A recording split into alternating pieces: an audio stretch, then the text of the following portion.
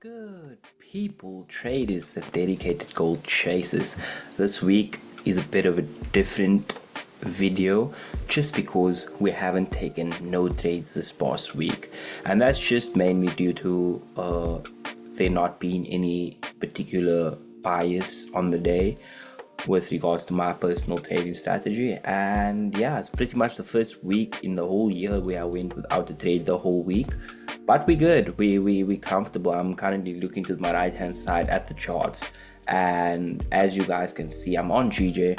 So since we didn't take any trades and we don't have no trades to run through, what I'm going to do is I'm going to go ahead and just do an analysis for the week ahead, potentially for the next couple days.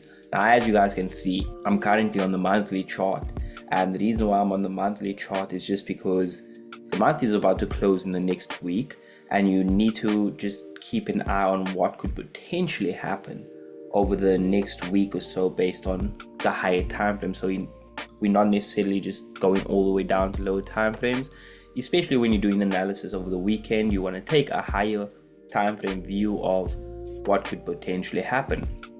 So let's scale down onto the weekly time frame, and on the weekly time frame, what you can see is that price action has been forming higher highs and higher lows, impulsively pushing to the upside right here, and then pulling back for a deep correction. And this is actually a point of interest on the daily time frame, and bouncing out to that point of interest to then form these 3 consecutive bullish weeks. Now, do I anticipate the next week to be bullish? There is a high chance that it could be bullish, but I also know that coming into the final week of the month, there is a high chance that we could push to the upside early on in the week and then have that pullback to then form the, as I mentioned, the wick on the monthly candle, and then also price action potentially breaking above here and then maybe failing, as this is a high value area in the market. Let's jump down onto the daily time frame. So now from the daily time frame, what you can start to do is you can start to plot levels as to what could potentially happen for the next couple days. What you can see is that price action came into this point of interest, as I mentioned, from the weekly.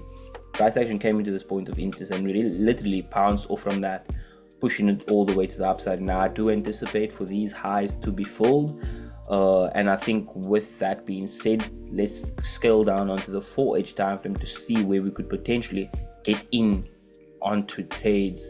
I'd say I'd be looking for price action to come into these areas right here, and the only reason why I'm not testing these areas as of yet is because I'd rather wait for price action to, if it is going to respect these areas, that price action gets into it and then start shifting structure on the 15-minute.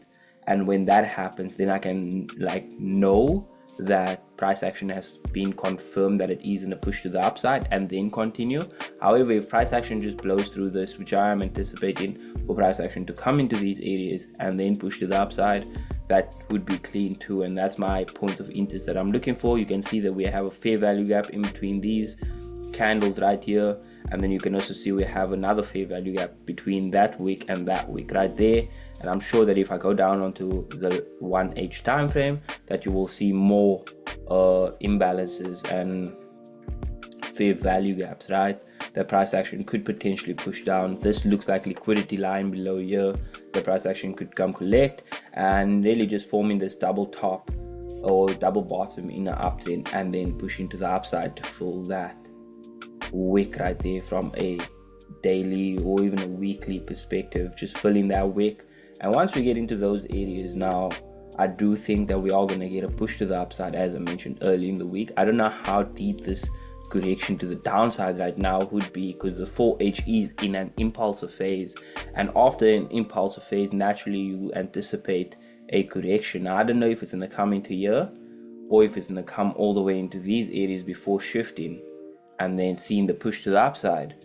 But what I do know is that I am anticipating a mini pullback early in the week, Monday possibly, Asian session, and then after that start anticipating for price to fill these areas and just hoping that there's potential opportunities for me to get in and that it meets my plan in order for me to get in. I think following your plan and staying disciplined to what you have set and what you have in your plan is the most important thing, because if you can't lean on your discipline and you can't lean on your consistency in following a plan, then what can you really lean on? That's really what trading is about, just following a set of rules consistently over an amount of time to then get the results back from the markets as to what you're doing in a particular set of trades, and then make adjustments to move forward. So that's really what I'm looking for. I'm pretty bullish early in the week, but I am anticipating for price action to have a pullback later on in the week, a deeper pullback, and then possibly next month look at price action pushing to the upside again. Yeah, so what you guys can see is that from the higher time frame perspective, we are still trading in this trading range right here until we form a new higher high. Then we will have a new trading range.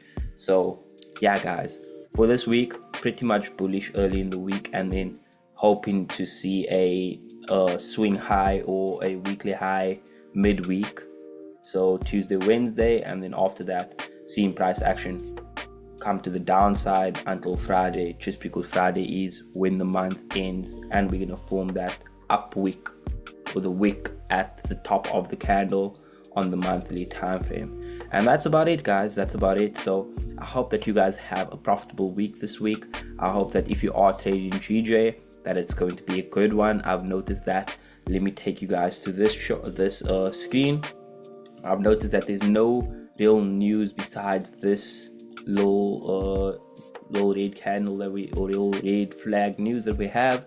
There's no other news that we really going to run into for pound, so that's looking good. And usually on these weeks are the weeks where I really excel and my strategy really works for me. I get more tradable days, and so this week being calm and just like being so really like no trades or anything this week, doing that, I'm anticipating next week to have way more volume and way more trades for me. So that's what I'm looking forward to. And so guys, don't forget that your unmatched perspicacity coupled with your sheer indefatigability makes you a feared opponent in any realm of human endeavor. Enjoy all the other content on our page, and comment down below if there's anything else that you want from your boy's journey. So from your boy Marcy at the Modern Day Trader, peace out.